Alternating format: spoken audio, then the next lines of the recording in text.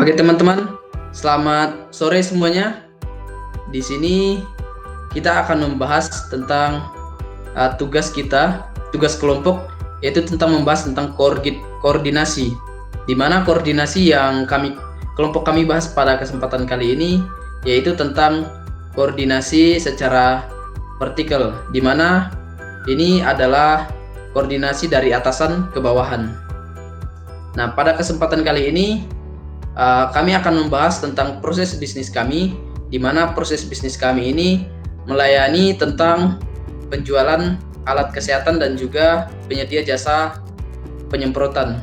Nah, pada kesempatan kali ini saya sebagai ketua dari perusahaan kami ini, dan di sini juga saya memiliki 3 departemen, di mana departemen ini terdiri dari Departemen penyedia jasa, Departemen penjualan alat kesehatan, dan juga Departemen untuk menentukan jalur transportasi seperti itu.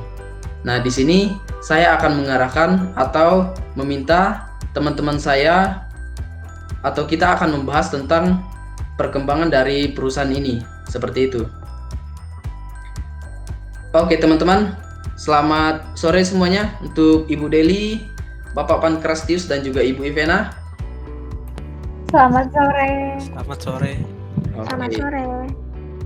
Oke, pada kesempatan kali ini kita akan membahas tentang laporan bulan lalu dan juga tentang rencana kita ke depan untuk mengembangkan proses bisnis dari perusahaan kita ini ya teman-teman. Jadi nanti saya minta laporan dari masing-masing departemen dulu untuk menyampaikan tentang berapa sih untuk penghasilan kita, supaya kita bisa prediksi seperti itu. Kita bisa prediksi penghasilan kita dari laporan-laporan yang telah teman-teman sampaikan nanti. Nah, untuk kedepannya itu kita akan membuat membuat analisa. Jika ada yang terjadi sesuatu kekurangan, nanti akan kita buat proses bisnis yang baru seperti itu. Nah, di sini nanti untuk kedepannya teman-teman bisa langsung minta data untuk pemesanan barang itu kepada Ibu Ivena, di mana di sini Ibu Ivena juga dipercaya selain sebagai ketua departemen untuk transportasi, di sini juga dia sebagai pengelola admin untuk pemesanan kita. Nah, nanti pemesanan dari aplikasi kita nanti akan dikirimkan oleh Ibu Ivena kepada tiap departemennya. Di departemen Bapak Pankrastius dan juga Ibu Deli nanti akan langsung di-share oleh Ibu Ivena, seperti itu. Mungkin saya harus tahu dulu tentang ini laporan dari masing-masing departemen dulu. Departemen dari penyedia jasa kesehatan dulu. Untuk departemen penyedia jasa kesehatan, Ibu Delegasi, silakan menyampaikan laporannya. Oke, terima kasih kepada Bapak Ari. Selamat sore semuanya. Selamat sore Ibu Deli. Perkenalkan, nama saya Delegasi Sarumaha. Saya dipercayakan sebagai Ketua Departemen Penyedia Jasa Penyemprotan. Layanan kami ini bertugas sebagai jasa penyemprotan cairan sterilisasi dengan kadar kandungan disinfektan tinggi yang berguna untuk membunuh bakteri, kuman, dan virus yang akan digunakan untuk sterilisasi area yang dibutuhkan. Tentunya dengan bentuk pencegahan, kita dapat menjaga dan melindungi keluarga dan orang terdekat kita. Penyedia jasa kami menggunakan peralatan keamanan yang lengkap dengan protokol kerja yang aman. Kemudian menggunakan produk bahan standar yang disarankan oleh pemerintah Indonesia dan WHO. Ketiga, menggunakan cairan khusus desinfektan yang digunakan untuk lantai, besi, kayu, cermin, dan kain. Adapun beberapa jasa yang kami sediakan di bagian departemen kami. Yang pertama, jasa pembasmi virus corona. Kedua, jasa penyemprotan disinfektan. Ketiga, jasa pest control lainnya seperti jasa anti rayap, jasa semprot nyamuk, jasa pembasmi serangga, jasa pembasmi ulat bulu, jasa pembasmi kecoa, dan jasa pengusir tikus. Alat yang digunakan adalah alat semprot elektrik dan alat semprot sprayer. Bahan desinfektan, alkohol, cairan karbol. Kemudian data yang sudah masuk dari layanan kami dari tanggal 1 Juni sampai 7 Juli ini 2020 ada 15 orang yang terdiri dari 10 jasa pembasmi virus corona, 3 jasa penyemprotan desinfektan, dan 2 jasa pengusir tikus. Demikian dari Departemen Penyedia Jasa. Terima kasih. Oke, terima kasih Ibu Dedikasi. Nah, untuk selanjutnya saya minta laporan dari Bapak Pankrastius ya, dari Departemen Penyedia Alat Kesehatan. Nah, jangan lupa ya teman-teman, di sini karena kita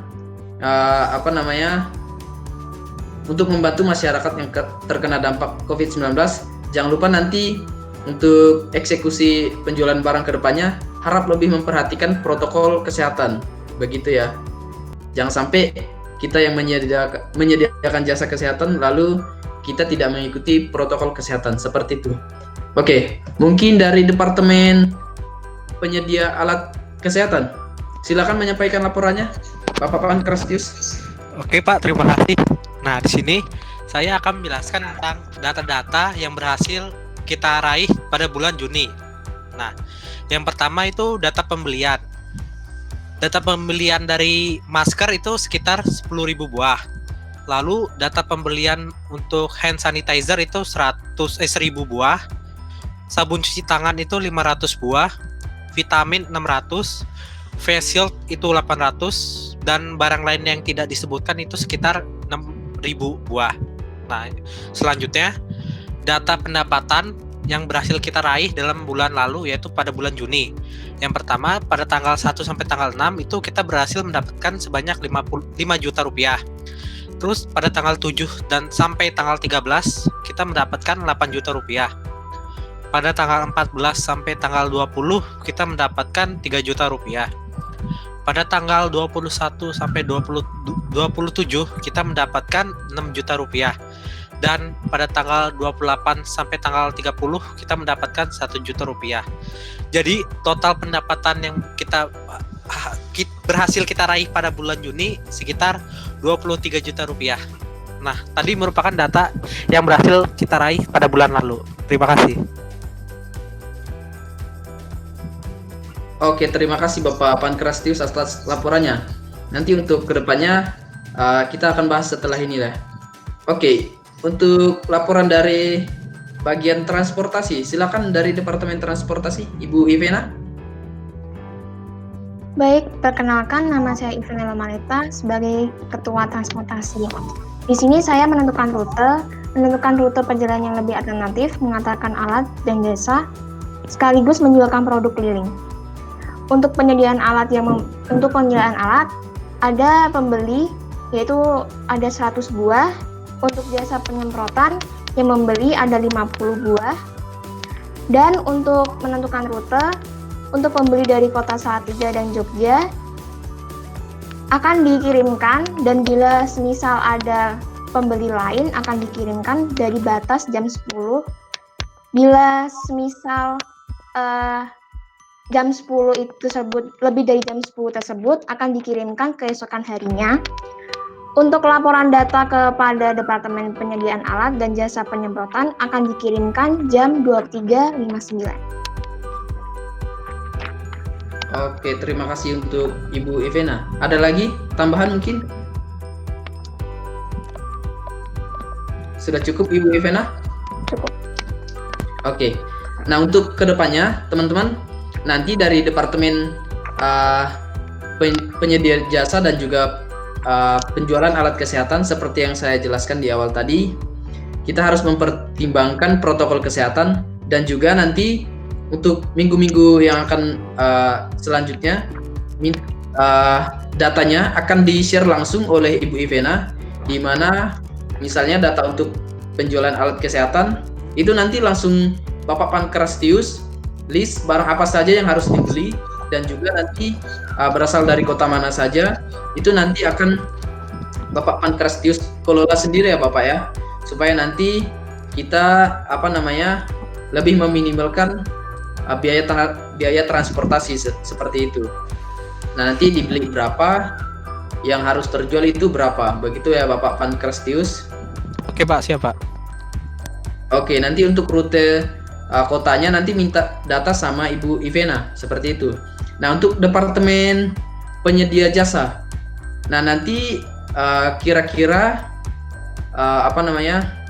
untuk jasanya mungkin harus ada perkembangan ya. Misalnya untuk penambahan berapa nanti jasa untuk bulan kedepannya, Ibu Delikasi nanti mungkin harus kirimkan data apakah sejauh ini jasa kita sudah terpenuhi atau malah permintaan kita yang lebih banyak, seperti itu. Kalau permintaan lebih banyak, jasa kita sedikit, nanti kan bisa kita tambah lagi, seperti itu. Nah, untuk alat-alat untuk penyemprotan sendiri, jangan lupa nanti di list lagi ya, supaya mungkin ada penambahan seperti itu. Ada penambahan alat disinfektan apa seperti itu. Nanti di list lagi ya Ibu Deli, begitu. Oke, untuk Ibu Ivena, jangan lupa nanti data-datanya direkap setiap jam 10 malam, lalu dikirimkan jam 11 malam ke tiap departemennya. Nanti koordinasikan langsung ke tiap departemen untuk dikirimkan. Seperti itu. Oke, mungkin itu saja dulu pembahasan kita. Demikian rapat kita saya akhiri. Terima kasih semuanya.